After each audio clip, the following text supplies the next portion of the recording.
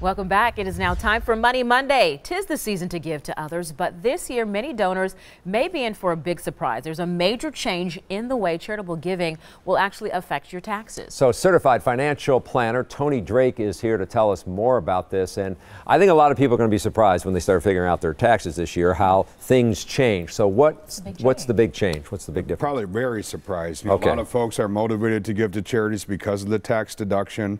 Big change people may not realize is they may not take that long form deduction this year because the standard deduction has doubled, about $12,000 to $24,000 for a married couple.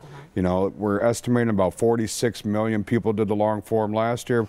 Could go down to about 18 million people, so substantial reduction. So are you basically saying you'd have to give more in order to really benefit the tax break? Yeah, the challenge is a lot of people's deductions won't overcome that standard deduction. So you could give more. There's some different concepts on how to do that. One of those is bunching, meaning rather than giving every year, maybe you give twice as much in a particular year, then skip the following year. So on that second year, you have more than a standard deduction. So how are you navigating your clients? So it's tough because a lot of folks just don't know what their income is going to be. Yeah, usually don't know what the number is until next year when I start doing the math on the calculations. And being brand new standard deduction, a lot of people just aren't aware of it. So we're talking about some different ideas on how to tackle it. There's one concept called donor advised funds. Popularity has nearly doubled over the last 4 years.